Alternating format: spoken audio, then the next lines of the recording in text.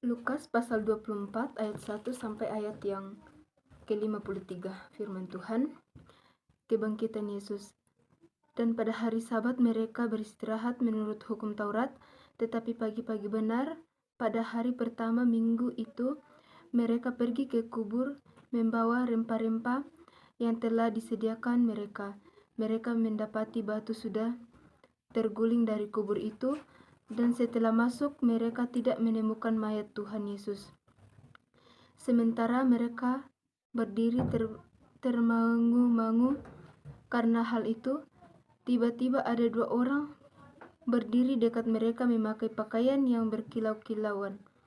Mereka sangat ketakutan dan menundukkan kepala, tetapi kedua orang itu berkata kepada mereka, "Mengapa kamu mencari Dia yang hidup di antara orang mati?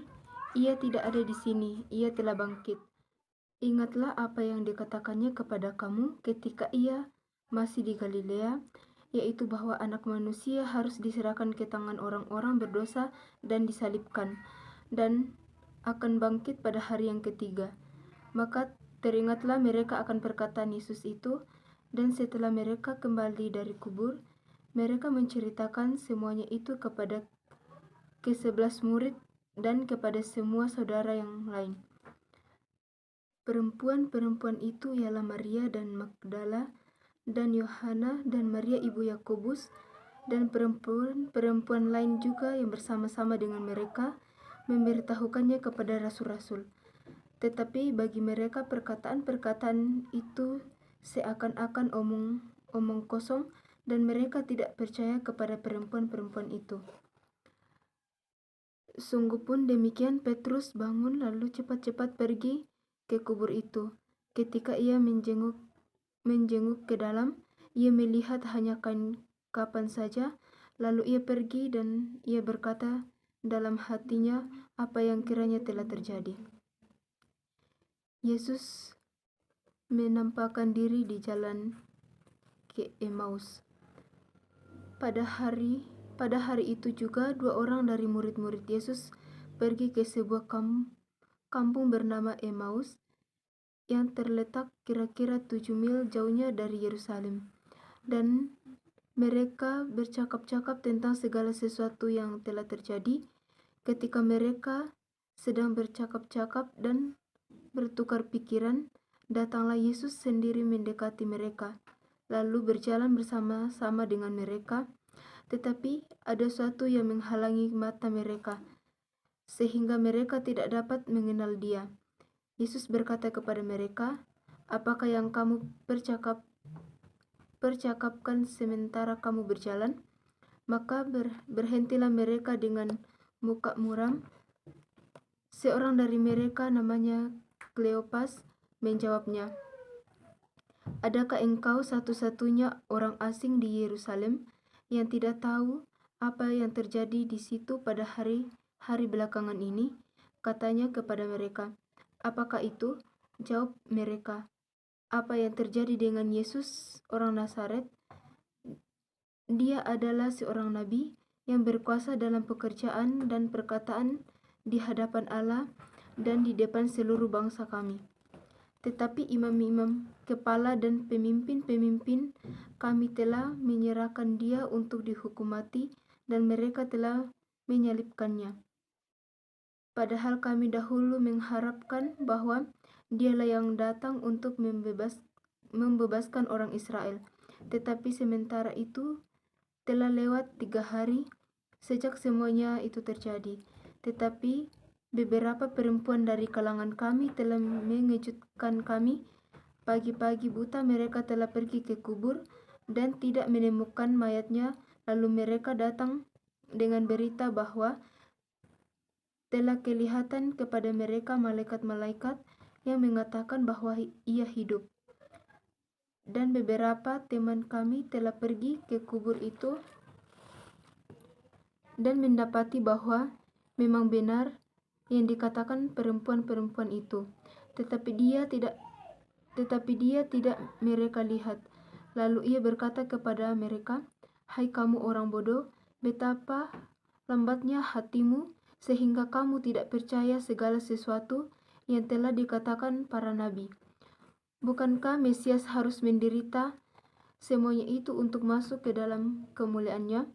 Lalu ia menjelaskan kepada mereka apa yang tertulis tentang dia dalam seluruh kitab suci, mulai dari kitab-kitab Musa dan segala kitab-kitab nabi. Mereka mendekati kampung yang mereka tuju, lalu ia berbuat seolah-olah hendak meneruskan perjalanannya, tetapi mereka sangat mendesaknya. Katanya, "Tinggallah bersama-sama dengan kami, sebab hari telah menjelang malam, dan matahari hampir terbenam." Lalu masuklah ia untuk tinggal bersama-sama dengan mereka. Waktu ia duduk makan dengan mereka, ia mengambil roti, mengucap berkat, lalu memecah-mecahkannya dan memberikannya kepada mereka. Ketika itu terbukalah mata mereka dan mereka pun mengenal dia, tetapi ia lenyap dari tengah-tengah mereka. Kata mereka seorang kepada yang lain, "Bukankah hati kita berkobar-kobar ketika ia berbicara dengan kita di tengah jalan dan ketika ia menerangkan kitab suci kepada kita?" Lalu bangunlah mereka dan terus kembali ke Yerusalem. Di situ mereka mendapati ke-11 murid itu. Mereka sedang berkumpul bersama-sama dengan teman-teman mereka. Kata mereka itu, "Sesungguhnya Tuhan telah bangkit dan telah menampakkan diri kepada Simon." Lalu kedua orang itu menceritakan apa yang terjadi di tengah jalan dan bagaimana mereka mengenal dia pada waktu ia memecah-mecahkan roti. Yesus menampakkan diri kepada semua murid, dan sementara mereka bercakap-cakap tentang hal-hal itu, Yesus tiba-tiba berdiri di tengah-tengah mereka dan berkata kepada mereka, "Damai sejahtera bagi kamu." Mereka terkejut dan takut dan menyangka bahwa mereka melihat hantu. Akan tetapi ia berkata kepada mereka, "Mengapa kamu terkejut? Apa sebabnya timbul keraguan-raguan di dalam hati kamu? Lihatlah tanganku dan kakiku, aku sendirilah ini. Rabalah aku dan lihatlah, karena hantu tidak ada daging dan tulangnya, seperti yang kamu lihat ada padaku." Sambil berkata demikian, ia memperlihatkan tangan dan kakinya kepada mereka. Dan ketika mereka belum percaya karena girangnya dan masih heran, berkatalah ia kepada mereka, Adakah padamu makanan di sini?" Lalu mereka memberi kepadanya sepotong ikan goreng, lalu mengambilnya dan memakannya di depan mata mereka. Ia berkata kepada mereka, "Inilah perkataanku yang telah kukatakan kepadamu ketika aku masih bersama-sama dengan kamu, yakni bahwa harus digenapi semua yang ada tertulis tentang aku dalam kitab Taurat Musa dan kitab Nabi-Nabi dan kitab Mazmur." Lalu ia membuka pikiran mereka sehingga mereka mengerti kitab suci. Katanya kepada mereka, "Ada tertulis demikian, Mesias harus menderita dan bangkit dari antara orang mati pada hari yang ketiga. Dan langit dalam namanya berita tentang pertobatan dan perumpamaan dosa harus disampaikan kepada segala bangsa mulai dari Yerusalem. Kamu adalah saksi dari semuanya ini, dan aku akan mengirim kepadamu apa yang dijanjikan Bapakku, tetapi kamu harus tinggal di dalam kota ini sampai kamu diperlengkapi dengan kekuasaan dari tempat tinggi." Kenaikan Yesus.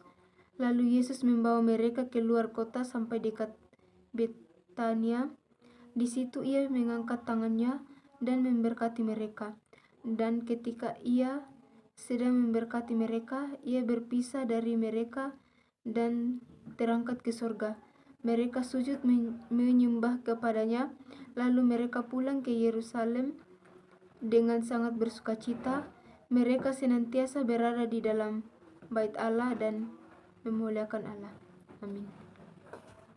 Sekian pembacaan dari Injil Lukas pasal 9 sampai pasal ke-24. Kiranya firman Tuhan ini boleh menjadi pedoman dalam kehidupan kita. Sekian dan terima kasih.